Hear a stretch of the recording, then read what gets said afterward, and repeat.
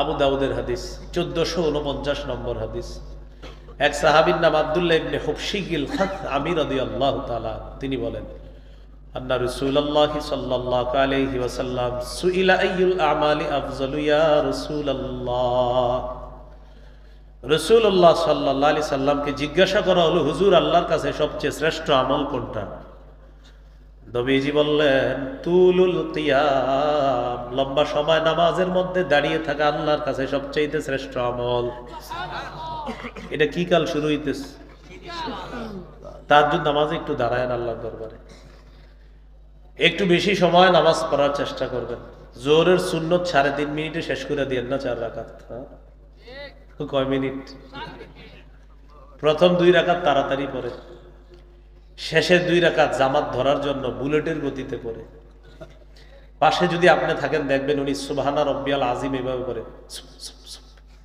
সুবহানা রব্বিয়াল আজিমে সিন কয়বার? একবার। সুবহানা রব্বিয়াল আজিম পুরা বাক্যে সিন কয়বার? তাহলে সুপ সুপ সুপ 3 বার সু সু বলা মানে উনি 3 বার সুবহানা রব্বিয়াল আজিম পড়েছে।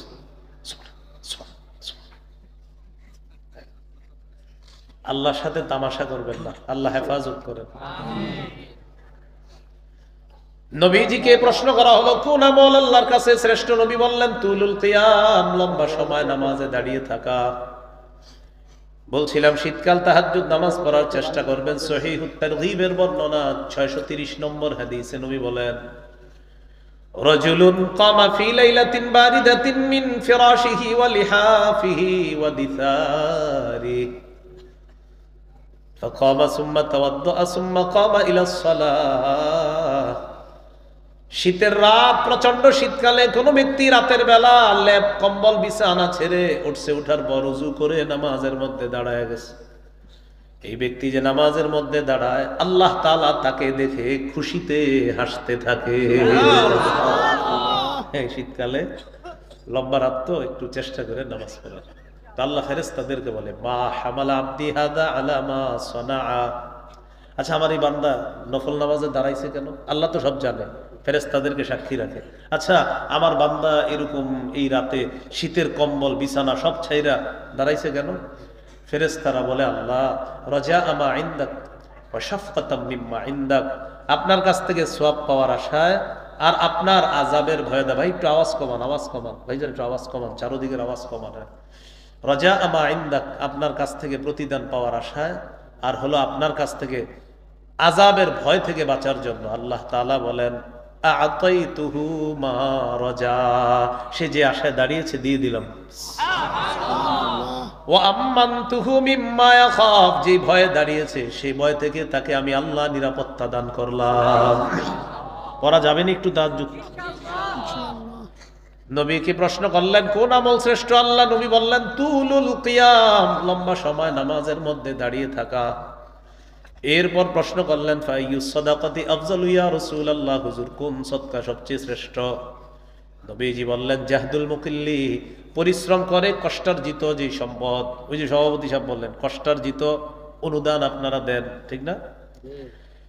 নবীজি বলেন কষ্টার্জিত সম্পদ থেকে কোনো ব্যক্তি যদি খরচ করে, দান করে, সদকা করে, এই সদকা, এই দান আল্লাহর কাছে শ্রেষ্ঠ দান হিসাবে গণ্য হয়ে যায়।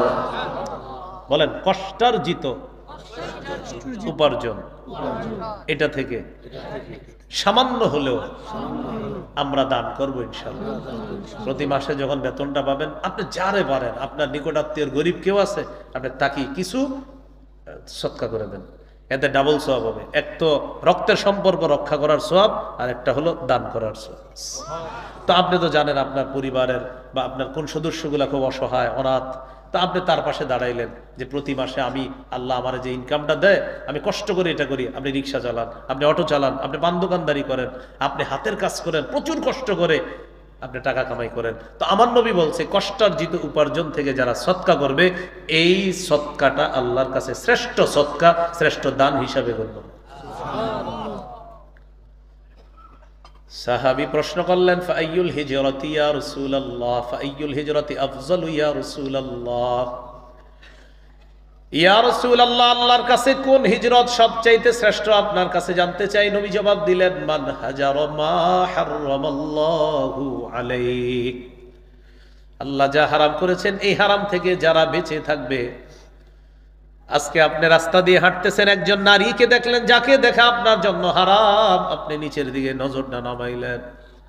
এই যে নজর আপনি নিচের দিকে করলেন, হারাম জিনিস থেকে বাঁচলেন। আল্লাহ নবী বলেন তোমার এই নিষিদ্ধ জিনিস থেকে বেঁচে থাকাটা আল্লাহর কাছে শ্রেষ্ঠ হিজরত হিসাবে গণ্য হয়ে যায়। তাহলে হারাম থেকে বাঁচবো, বলেন ইনশাআল্লাহ। এরপর প্রশ্ন করলেন ফাইয়ুল জিহাদি আফজালু ইয়া রাসূলুল্লাহ, হুজুর আল্লাহর কাছে সবচেয়ে শ্রেষ্ঠ জিহাদ কোনটা? নবীজি বললেন মান জাহাদাল মুশরিকিনা বিমালিহি ওয়া নাফসিহি, যে ব্যক্তি নিজের জান মাল নিয়ে মুশরিকদের বিরুদ্ধে লড়াই করে, এটা আল্লাহর কাছে শ্রেষ্ঠ জিহাদ বলে গণ্য হয়ে যায়। তৈরি হন, মুশরিকরা আমাদেরকে খুব ডিস্টার্ব করতেছে, যারা শিরিক করে তারা খুব ডিস্টার্ব করতেছে। আল্লাহ তাআলা বলেন লা তাজিদান্না আশাদ্দান নাসি আদাওয়াতাল লিল্লাযিনা আমানুল ইয়াহুদা ওয়াল্লাযিনা আশরাকু। নবী, মুমিনদের সবচেয়ে কঠিন শত্রু পাবেন ইহুদি এবং মুশরিক যারা শিরিক করে তাদেরকে। বাস্তবিকই যারা শিরিক করে তারা আমাদের সবচেয়ে কঠিন দুশমন। এই জাতি না বুঝলে আগামী 50 বছরে এই সুযোগ আর আসবে না। বিশেষ করে ইসলামী দলগুলোর সামনে আল্লাহ যে সুযোগ তৈরি করে দিছে, গুতাগুতি বাদ না দিয়ে যদি এখন এই সুযোগ কাজে না লাগানো যায়, আমি তো বলে দিলাম ছোট মানুষ কম বয়সী 50 বছরে এই সুযোগ আর পাওয়া যাবে। মাথা রাখবে, কাজে লাগাতে হবে, সুযোগ আসবে না, কাজে লাগাতে। এটা বলতে পারেন আমি কিভাবে বললাম, আমি যতটুকু পড়াশোনা করি বা করতেছি এই আলোকে আমার মনে হচ্ছে যে এটা সুবর্ণ সুযোগ, এটা কাজে না লাগাইলে ওই আবার এক তাগুতকে ছেড়ে আরেক তাগুতের চামচামি আর গোলামি করা ছাড়া আর কোনো উপায় থাকবে না। বারবার একই ভুল করি আমরা, এক তাগুত ছাড়ি আরেক তাগুত ধরি, বৃষ্টি থেকে বাঁচার জন্য ঝর্ণা নিচে এসে দাঁড়াই। বলেন আমাদের অভিভাবক কে? সূরা বাকারা 257 নম্বর আয়াত 3 পারা 2 নম্বর পৃষ্ঠার শুরুতে যেটা আছে, আল্লাহ বলেন আল্লাহু ওয়ালিয়্যুল্লাযীনা আমানু, যারা ঈমানদার তাদের অভিভাবক হলেন আল্লাহ। ওয়াল্লাযীনা কাফারু আউলিয়াউহুমুত তাগুত, যারা কাফের তাদের অভিভাবক হলো তাগুত, শয়তান। তাহলে বলেন কাফেরের অভিভাবক তাগুত আর মুমিনের অভিভাবক হবেন কে? আল্লাহ। আল্লাহর পরিবর্তে মুমিন যদি অন্য কাউকে অভিভাবক বানায়, কোন তাগুতকে যদি অভিভাবক বানায়, মুমিনের ভাগ্য সারা জীবনেও পরিবর্তন হবে না। মুমিন অভিভাবক যখন আল্লাহকে বানাবে, মুমিনের ভাগ্য আল্লাহ তাআলা পরিবর্তন করে দিবেন। যার বড় প্রমাণ হলো বর্তমান আফগানিস্তান। কারা? আল্লাহকে অভিভাবক মাইনা ইস্তেকামাতের সাথে লড়াই করছে চিরশত্রু যারা দুনিয়ারে বুড়া আঙ্গুল দেখায়, আফগানিস্তান তাদেরকে বুড়া আঙ্গুল দেখাইছে। 47টা মানুষ বসাইলো, একজনও মহিলা বসাইলো না, খালি অন্যদেরকে বানায়া দেয় আর তাদেরকে গোলামীর জিনজিরের মধ্যে আবদ্ধ করে নিজেরা খালি সবাইরে ঘুরাইতে চায়। ইসলাম মাইন্ডের মানুষগুলা যদি এখনো না বুঝে, তাহলে কিন্তু এই বুঝার আর সুযোগ আসবে না। বারবার তাগুত ছেড়ে আরেক তাগুত ধরা, এর মতো নির্বুদ্ধিতা, বোকামি, এর মতো এমন আত্মঘাতী সিদ্ধান্ত, এটা কোনো মুসলমানের জীবনে কল্যাণ তো বয়ে আনবে না, বরং তার জীবনে বিপর্যয় আরো কঠিন থেকে কঠিন হবে। দিন মুমিনেরা বুঝতে হবে। আমাদের জাতীয় ইমাম সমাজরাও যেন এই ব্যাপারে কাজ করে। আল্লাহ তৌফিক দান করে। জাতীয় লেখা আছে, কি লেখা আছে? তাহলে তারা জাতির দায়িত্বশীল। আর বলে না কেন? হ্যাঁ, আমাদের এই জাতীয় যে জাতীয় সমস্যা, জাতীয় ইমাম সমাজ দেখতে হবে। জাতীয় ইমাম সমাজ শুধু বক্তাবলী সমস্যা দেখলে হবে না, জাতির সমস্যা নিয়ে জাতীয় ইমাম সমাজ কাজ করতে হবে। জাতীয় ইমাম সমাজ এই দেশের মুরব্বী আলেমদের কাছে যাইতে হবে, গিয়ে বলতে হবে আপনাদের হাতে পায়ে ধরি, আপনারা একটু সবাই এক হয়ে আমাদের জন্য একটু কাজ করুন। আল্লাহ বুঝার তৌফিক দান। মনে আসেনি কোথায় আছে? আবু দাউদের 1449 নম্বর হাদিস। কোন জেহাদ শ্রেষ্ঠ? নবী বললেন মুশরিকদের বিরুদ্ধে জানমাল নিয়ে লড়াই করা শ্রেষ্ঠ জেহাদ। এরপর আল্লাহ রাসূলকে প্রশ্ন করা হলো ফাইয়ুল কতলি আশরাফু ইয়া রাসূলুল্লাহ, হুজুর আপনার কাছে জানতে চাই কোন হত্যাকাণ্ডটা সবচেয়ে মর্যাদাপূর্ণ, কোন শহীদটা সবচেয়ে মর্যাদাপূর্ণ। মুমিনরা জিহাদের ময়দানে শহীদ হয়ে যায়, কোন শাহাদাতটা সবচেয়ে মর্যাদার? নবী বলেন মান উহরিকা দামুহু ওয়া উকিরা জাওয়াদুহু, যে ব্যক্তি যার ঘোড়া সহ শহীদ হয়ে যায় লোকটাও শহীদ হয়, তার ঘোড়াটাও শহীদ হয়।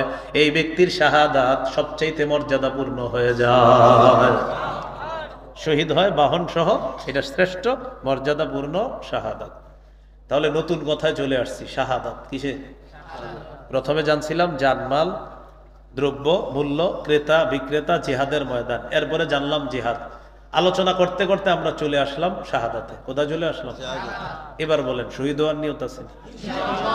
আবার বলছি, ক্রেতাকে ভুলে গেছে, বিক্রেতা মুমিনগণ, দ্রব্য জানমাল, মূল্য জান্নাত, বাজার, জিহাদের ময়দান। এগুলো প্রথম কথা। দ্বিতীয় কথা, জিহাদের ময়দানে জিহাদ করা লাগে, জিহাদের মানসিকতা সবার আছে। 3 নাম্বার কথা চলে আসলাম আমরা, যে জিহাদের ময়দানে শহীদের মর্যাদাও পাওয়া যায়, শাহাদাতের মর্যাদা পাওয়া যায়। আর শহীদের নিয়ত আসেনি সবার? এই বক্তাবলীর এই এলাকার যদি কেউ শহীদ হওয়ার নিয়ত করে, সত্যি সত্যি নিয়ত করে যে আল্লাহ আমি বক্তাবলীর একজন মানুষ, কিন্তু আপনি যদি আমার তৌফিক দেন, সুযোগ দেন, আমি সত্যি শহীদ হবো, এরকম যদি কেউ নিয়ত করে, সহিহ মুসলিমের বর্ণনা 1909 নম্বর হাদিস, 1909 নম্বর হাদিস। قال رسول الله صلى الله عليه وسلم من سأل الله الشهادة بصدق بلغه الله منازل الشهداء وإن مات على فراشه। নবীজি বলেন, কোন ব্যক্তি যদি দিল থেকে শাহাদাতের নিয়ত করে, আল্লাহ তুমি আমাকে শহীদের মর্যাদা দিয়ে দাও, আল্লাহ আমি বক্তাবলীর মুসলমান, তবে আমার নিয়ত আছে আল্লাহ তুমি যদি কখনো সুযোগ তৈরি করে দাও আমি শহীদ হব, আল্লাহ তার নিয়তটা আল্লাহ তাআলা জানেন। নবী বলেন, সে যদি তার ঘরের বিছানাও মারা যায়, আল্লাহ তাআলা তাকে শহীদদের মর্যাদায় পৌঁছায়া দিবেন। নিয়ত আছে তো সবার? তিরমিজির বর্ণনা 1655 নম্বর হাদিস। এই হাদিসের মধ্যে আছে, قال رسول الله صلى الله عليه وسلم সালাসুন হাক্কুন আলাল্লাহি আউনুহুম। 3 ব্যক্তিকে সাহায্য করা আল্লাহ নিজের উপর ওয়াজিব করে নেয়। কয় ব্যক্তি? 1 নম্বর আল মুজাহিদু ফি সাবিলিল্লাহ, যে মুজাহিদ আল্লাহর রাস্তায় শহীদ হওয়ার জন্য লড়াই করতে গেছে, এই মুজাহিদকে সাহায্য করা আল্লাহ নিজের উপর ওয়াজিব করে নেয়।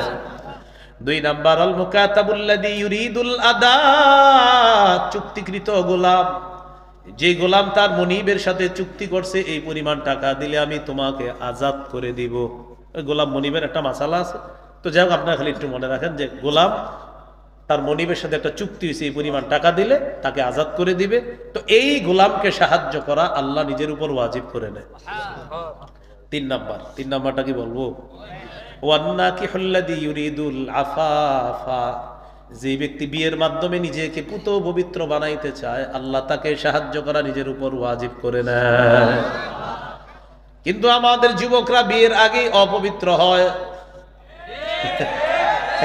কি হয়? বিয়ের আগে এরা পবিত্র হবে, কিন্তু কি করে? নিয়ত করে, কি জানেননি? নিয়ত করে কন্যা পক্ষের সাথে কথা হয়, কথা হওয়ার পরে বাস ছেলের বাপে গিয়া দেখে মেয়েরে, কে দেখে? বাপে। হুবো বালেগা স্ত্রীর জন্য, বলেন হুবো বালেগা স্ত্রীকে, বলেন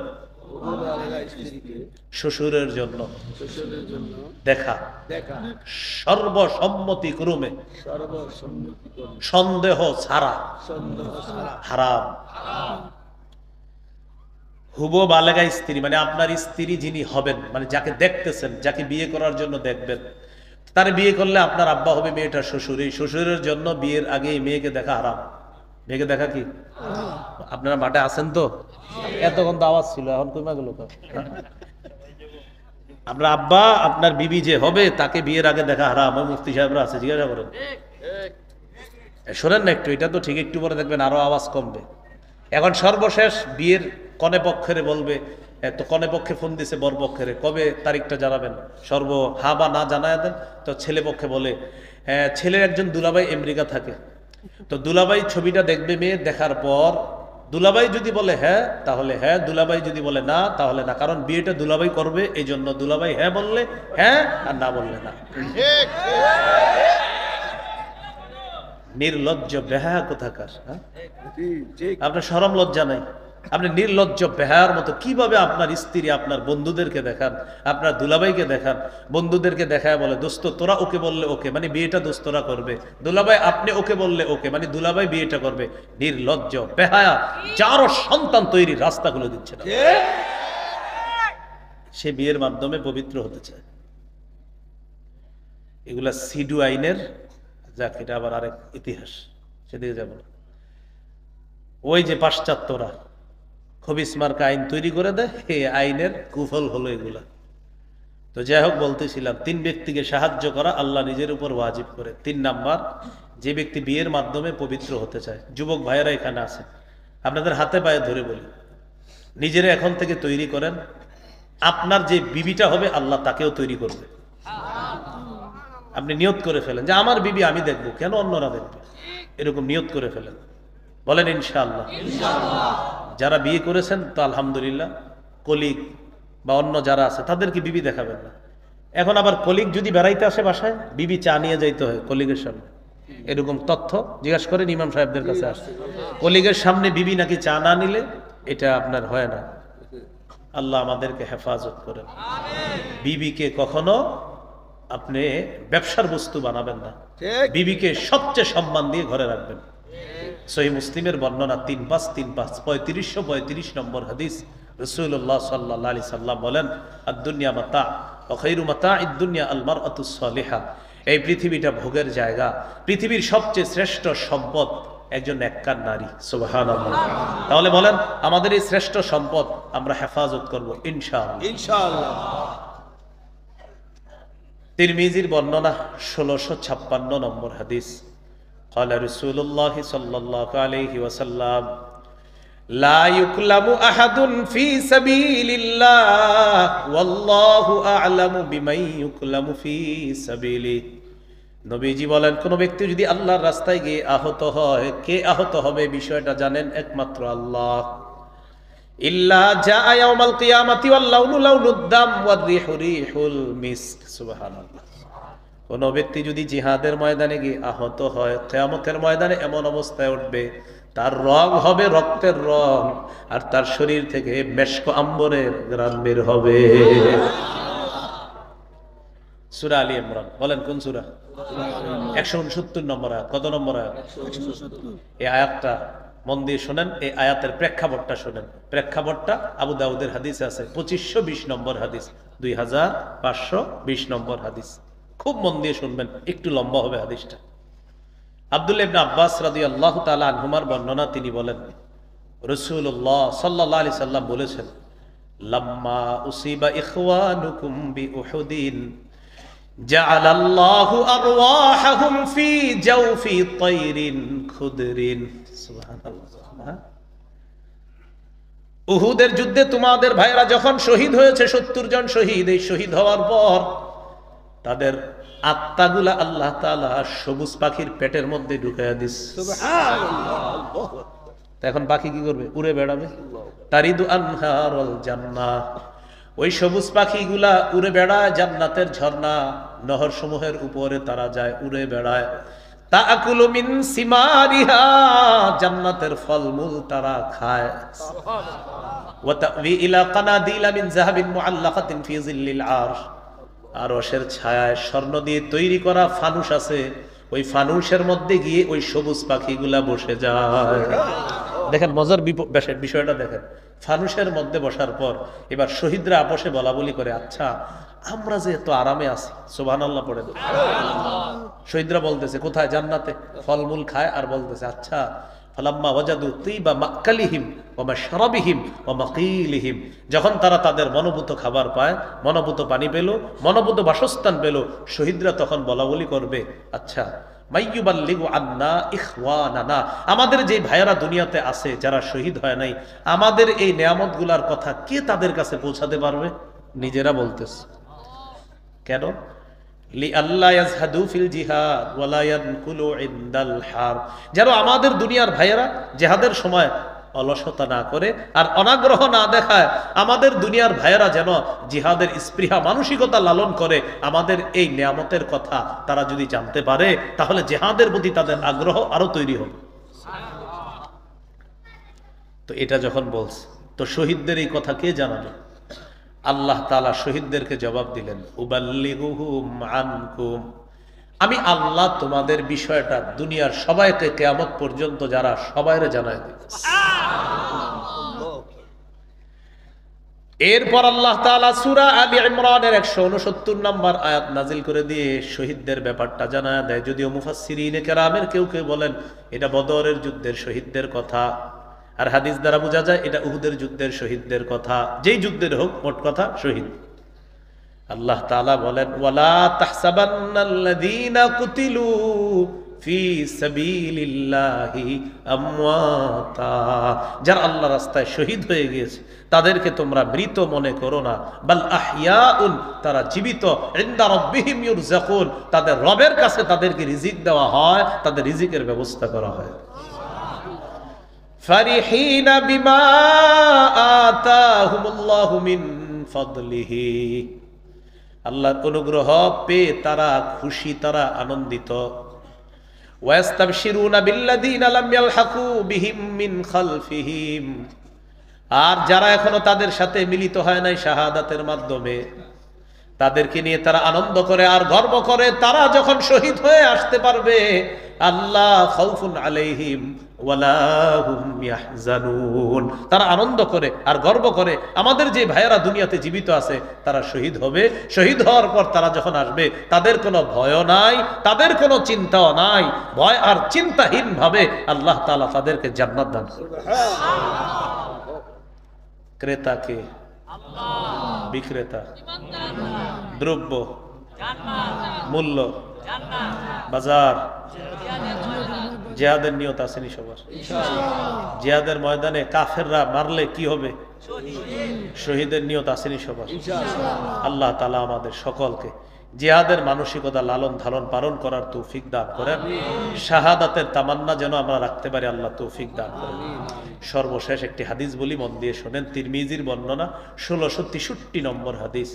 এই হাদিসটি শুনবেন, মুখস্থ রাখবেন, অন্যদেরকে জানায় দিবেন, তাহলে সবাই রেডি হন। হ্যাঁ, রাসূলুল্লাহ সাল্লাল্লাহু আলাইহি সাল্লাম বলেন, লিশহীদি ইনদাল্লাহি সিত্তু খিসাল, আল্লাহর কাছে শহীদের স্পেশাল 6টা মর্যাদা। কয়টা? 1 নম্বর, ইউগফারু লাহু ফি আউয়ালি দাফাতিন ওয়া ইউরা মাকআদুহু মিনাল জান্নাহ। এই দেখেন, শহীদ হইতেছে, শহীদের প্রথম রক্তের ফোঁটাটা পড়তেছে, এই শহীদ হইতেছে, আমি শহীদ হইতেছি, রক্তের ফোঁটাটা পড়তেছে, তো আল্লাহ তো জানে শহীদ হব। এই যে রক্তের প্রথম ফোঁটাটা পড়তেছে আর জান্নাতটা তাকে দেখানো হচ্ছে, আর সাথে সাথে তার আগের যা আছে সব মাফ করে দেওয়া হচ্ছে। এটা 1 নম্বর পুরস্কার শহীদের। 2 নম্বর, ওয়ায়ুজারু মিন আযাবিল কবরি, শহীদকে যখন আমরা দাফন করব, ইউজারু ইউজারু ইউজারু মিন আযাবিল কবরি, কবরের আযাব থেকে তাকে নিরাপত্তা দেওয়া হবে। 3 নম্বর, ওয়ায়ামানু মিনাল ফাজাইল আকবরি, কিয়ামতের ময়দানের বিভীষিকাময় অবস্থা, জাহান্নামের আযাব থেকে তাকে নিরাপত্তা দেওয়া হবে, সে নিরাপত্তা লাভ করবে। 4 নম্বর, ওয়ায়ুদউ আলা রাসিহি তাজুল ওয়াকারিল ইয়াকুতাতু ফিহা খায়রুম মিনাদ দুনিয়া ওয়া মা ফিহা, জান্নাতের মরমর পাথর দ্বারা তৈরি করা ওই পাথর দিয়ে খচিত মুকুট শহীদের মাথায় পরিয়ে দেওয়া হবে। কেমন পাথর? যেই পাথরের দাম দুনিয়া আর দুনিয়ার মধ্যে যা কিছু আছে এগুলার চাইতেও ওই পাথরের মূল্য আরো বেশি। সুবহানাল্লাহ। 5 নাম্বার বলবো, 5 নাম্বারটা, ওয়ায়ুযাওয়াজু সিনতাইনি ওয়া সাবঈনা যাওজাতাম মিনাল হুরিল ঈন, 72 জন হুরের সাথে তাকে বিয়ে দেওয়া হবে। সুবহানাল্লাহ। 6 নাম্বার, ওয়াইশাফাউ ফি সাবঈনা মিন আকারিবিহি, তার নিকট আত্মীয়দের মধ্যে কমপক্ষে 70 জনের ব্যাপারে তার সুপারিশ মঞ্জুর করা হবে। নিয়ত আসেনি সবার? তাহলে রক্তের প্রথম ফোঁটাটা পড়বে, গুনাহ মাফ, জান্নাত দেখানো হবে। 2 নাম্বার, কবরের আযাব থেকে নিরাপদ। 3 নাম্বার, জাহান্নামের আযাব, কিয়ামতের বিভীষিকাময় মুহূর্ত থেকে সে নিরাপত্তা লাভ করবে। সবাই পেরেশান থাকবে, শহীদের কোনো পেরেশানি নেই। কিসের পেরেশানি? আল্লাহ তাকে এই পেরেশানিতে ফালাবেই না। 4 নাম্বার, তার মাথায় মুকুট পরিয়ে দেওয়া হবে, পাথর খচিত মুকুট, যেই পাথরের মূল্য দুনিয়ার মধ্যে যা কিছু আছে এর চেয়ে বেশি। 5 নাম্বার, 72 জন হুর তার কাছে বিয়ে দেওয়া হবে। 6 নাম্বার, কমপক্ষে 70 জনের ব্যাপারে তার সুপারিশ আল্লাহ তাআলা কবুল করবেন। তাহলে জিহাদ, জিহাদের তামান্না, জিহাদের ময়দান, জিহাদের তামান্না, শাহাদাতের তামান্না আমরা ইনশাল্লাহ রাখবো ইনশাআল্লাহ। সর্বশেষ আরেকটা কথা বাকি রয়ে গেছে। জিহাদের ময়দানে আমির আছে, কি আছে? এই আমির লাগে একজন। এই আমিরকে মান্য করতে হয়। বলেন কি করতে হয়? বলেন আল্লাহকে মান্য করতে হয় নিঃশর্তভাবে, আল্লাহর হুকুমে রসুলকে মানতে হয়, ইতাআত করতে হয় নিঃশর্তভাবে। আমিরের, শাসকের, দায়িত্বশীলের ইতাআত, আনুগত্য নিঃশর্তভাবে করা যাবে না, শর্ত লাগবে। কি আওয়াজ কমে গেল কেন? বলেন বলেন আমির যদি কোরআনের হাদিসের অপব্যাখ্যা দেয়, গুনাহের কথা বলে, নাফরমানির কথা বলে, সেই অটো আমিরকে মানাও যাবে না, তার কথা শোনাও যাবে না। দলিল সহিহ বুখারী ৭,১৪৪, সহিহ বুখারী ৪,৩৪। এই দুই হাদিসে আছে। সহিহ বুখারী ৭,১৪৪টা আমি বলছি। রাসূল বলেন আস-সামউ ওয়াত তাআতু আলাল মারইল মুসলিমি ফীমা আহাব্বা ওয়া কারিহা মা লাম ইউমার বিমাসিয়া ফাইযা উমিরা বিমাসিয়াতিন ফালা সামআ ওয়ালা তাআতা। আমিরেরকে ততক্ষণ মানব মুসলমানরা যতক্ষণ তার থেকে কোনো নাফরমানির কথা বের না হবে। নাফরমানিমূলক কথা যদি বের হয়, কোরআন হাদিসের অপব্যাখ্যা যদি বের হয়, আর আলেমরা যদি সেই ভুল ধরিয়ে দেয়, সেই আমিরের কথা শোনাও যাবে না, মানাও যাবে না। সহিহ বুখারী ৪,৩৪০ নম্বর হাদিসটা, এটা গল্পের মতো মনে রাখা অন্যদেরকে শোনাবেন। আলী রাদিয়াল্লাহু তাআলা আনহুর বর্ণনা, বাসান নবী সাল্লাল্লাহু আলাইহি সাল্লাম সারিয়াতান ওয়াস্তা'মালা আলাইহিম রাজুলাম মিনাল আনসার ওয়া আমারহুম আইয়ুতিউহু। একটা দল নবী জিহাদে পাঠাইলেন, একজন আমির নিযুক্ত করে দিলেন, আর বলে দিলেন আমির যা বলবে সব শুনবা। তো আমির সাহেব রওনা করছে তাদেরকে নিয়ে, বুঝতেছেন সবাই? ফাগাদিব, আমির সাহেবের রাগ উঠছে। আমির সাহেব সেনাবাহিনীর সবাইকে বললেন, আলাইসা ক্বাদ আমারাকুম রাসূলুল্লাহ সাল্লাল্লাহু আলাইহি সাল্লাম আন তুতিউনি। আচ্ছা নবী কি বলে নাই আমার আনুগত্য করতে তোমাদেরকে? সবাই বললেন হ্যাঁ বলছি। তাহলে আমি এখন যা বলবো তা শুনবা। সবাই বললেন জি শুনবো। আমির সাহেব বললেন ইজমাউলি হাতবা, তোমরা লাকড়ি সংগ্রহ করো। ফাজামাউ, সবাই লাকড়ি সংগ্রহ করে নিয়ে আসছে। এবার আমির সাহেব বললেন আউকিদুহা নার, লাকড়িতে আগুন ধরায় দাও। ফাআউকাদুহা নার, আগুন লাগিয়ে দিস। এবার আমির সাহেব বললেন উদখুলুহা, সবাই আগুনে ঝাঁপ দাও। কি করো? এটা কোনো কল্প কাহিনী না। সহিহ বুখারীর ৪,৩৪০ নম্বর হাদিস। মোট হাদিস সংখ্যা হবে ৭,৫৬৩টা। কারো মোবাইলে হাদিসের অ্যাপস থাকলে এখনই খুলে মিলাম। আমির সাহেব বললেন নবী কি বলে নাই আমার কথা শুনতে? তো বলতেছে হ্যাঁ বলস। লাকড়ি সংগ্রহ করো, করস, আগুন জ্বালাও, জ্বালাইস। এবার আগুনে ঝাঁপ দাও। ফাহাম্মু, সাহাবীরা রেডি আগুনে ঝাঁপ দিতে। সবাই রেডি হয়ে গেছে আগুনে ঝাঁপ দিবে, মানসিকভাবে প্রস্তুত। তো ঝাঁপ দেওয়ার সময় সাহাবীরা এমন করতেছে, এই এই আসলে ঝাঁপ দিব, এই আসলে একজন আরেকজন আর কি। ফাজা আল্লাহ ইউমসিকু বাদুহুম বাদা ইয়াকুলুন, এই যে একজন আরেকজনের পাশাপাশি, এই আসলে কি ঝাঁপ দিমু? একজন আরেকজনে বলতেছে কেন? কয় ফাররনা মিনান নার ইলা রাসূলিল্লাহ সাল্লাল্লাহু আলাইহি সাল্লাম, আগুন থেকে বাঁচার জন্য রাসূলের কাছে আসছে, আগুন থেকে বাঁচার জন্য ইসলাম গ্রহণ করছে। সেই নবী আমির মানতে বলছে, এর মানে আগুনে ঝাঁপ দেওয়ার কথাও মানতে বলবে। কেমন জানি লাগতেছে বিষয়টা। সাহাবীদের মধ্যে এখন আগুনে ঝাঁপ দিব কি দিব না এই টেনশন চলতেছে। ইতিমধ্যে হাত্তা খামাদাতিন নার, আগুন নিভে গেছে। সুবহানাল্লাহ। ওয়া সাকানা গাদাবহু, আমির সাহেবের রাগও ঠান্ডা হয়ে গেছে। আলহামদুলিল্লাহ। শুধু আমাদের হযরত জিটটা নয়, 10 বছরও ঠান্ডা হইল না। কি ঠিক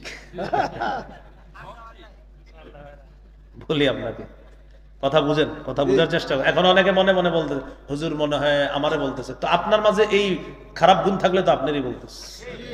এখন অনেকে মনে মনে বলবে হুজুর মনে হয় অমুককে বলতেছে। অমুকের মধ্যে যদি এই খারাপই থাকে তো অমুককেই বলতেছে। সোজা হিসাব। আপনি কেন আপনার গায়ে নিচ্ছেন? বেদাতের ওয়াজ যদি করি, করার পরে যদি কেউ রাগ হয়ে যায় তো বুঝতে হবে উনি বেদাতি। এখন আমি কি বলছি কোন আমিরের কথা নির্দিষ্ট? বললাম কোন আমির এমন হলে তাকে মানা যাবে না। একজনের গায়ে নিয়ে নিল, এটা আমার আমিরকে বলতেছে, এর মানে আপনার আমিরের মাঝে ঝামেলা আছে।